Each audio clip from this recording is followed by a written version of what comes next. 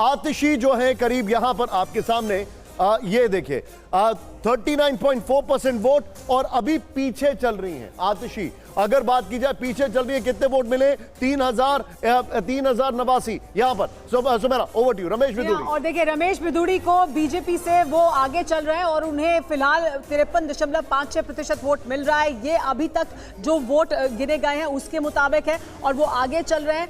इस वजह से इस सीट से बीजेपी को एक बढ़त मिली है। और रमेश बिदुड़ी से अभी सवाल भी पूछा गया था कि क्या वो मुख्यमंत्री का चेहरा होंगे, तो उन्होंने कहा कि जो पार्टी तय करेगी वही होगा अगला चेहरा। जी लेकिन सुमेरा, कांग्रेस पार्टी की हालत कितनी बुरी है। अलका लांबा कांग्रेस पार्टी का एक बड़ा चेहरा यहां से टक्कर दे रही थी रमेश बिदुड़ी, और मुख्यमंत्री आतिशी को 6.23% वोट सिर्फ उन्हें हासिल होते हुए नजर आ रहे हैं। 493 वोटों से 3 राउंड के बाद 493 वोट। अब बात करते हैं नई दिल्ली की। आइए जरा नई दिल्ली की बात कर रहे हैं। यहां पर बहुत ही ऊपर नीचे ये देखिए बत्ती हरी जल, यहां पर हरे रंग का ग्रीन सिग्नल है। लेकिन ग्रीन सिग्नल क्यों है ये मैं आपको बताता हूं। अरविंद को अभी करीब 47% वोट मिले हैं।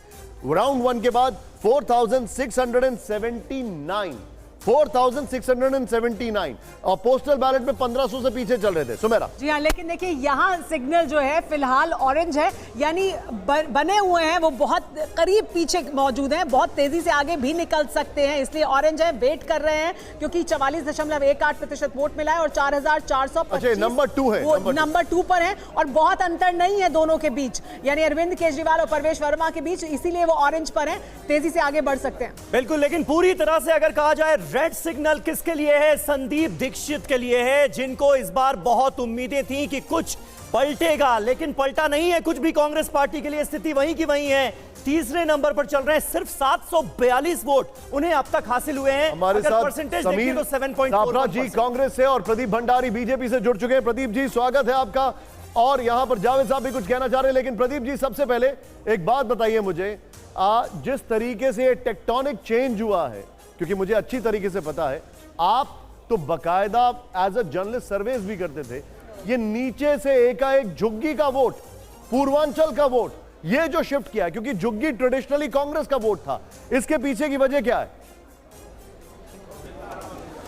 निशान जी नमस्कार। निशान जी, अगर आप पूरे इलेक्शन को देखेंगे, इस बार नैरेटिव भारतीय जनता पार्टी के पक्ष में था और ये नैरेटिव ग्राउंड पे भारतीय जनता पार्टी के पक्ष में था। पिछले 1 साल से पार्टी और संगठन झुग्गी ब्लस्टर्स के अंदर लोगों के साथ जनसंपर्क कर रहा था और एसेंशियल पूरे ग्राउंड में, भले झुग्गी बस्ती हो, भले मिडिल क्लास हो, एक गुस्सा अरविंद केजरीवाल जी के प्रति देखने को मिला था। और प्रधानमंत्री नरेंद्र मोदी जी ने जब हमारी प्रोमिसेस को खुद कैंपेन करते हुए जब अनाउंस करा तो उस पर क्रेडिबिलिटी प्रोवाइड हुई। तो प्रधानमंत्री नरेंद्र मोदी जी की गारंटी पर दिल्ली की जनता को ग्राउंड पर विश्वास हुआ और बेसिक सिविक इश्यूज हम लोग ने रेज करे, भले वो साफ पीने का पानी हो गया, टूटी सड़क हो गई, या मान लीजिए दिल्ली के अंदर कचरे के ढेर हो गए, जिससे एक झुग्गी बस्ती का व्यक्ति भी उतना ही प्रभावित था, मिडिल क्लास का व्यक्ति भी उतनी प्रभावित था। तो ओवरऑल अगर एक एंटी इनकम्बेंसी चुनाव होता है तो उसमें भले वो झुग्गी बस्ती हो, उससे हम लोग एक डेंट करें, मिडिल क्लास। आप ये मान रहे हैं कि कहीं ना कहीं आम आदमी पार्टी की सरकार के प्रति जबरदस्त एंटी इनकम्बेंसी थी, जिसका आपको फायदा हुआ है?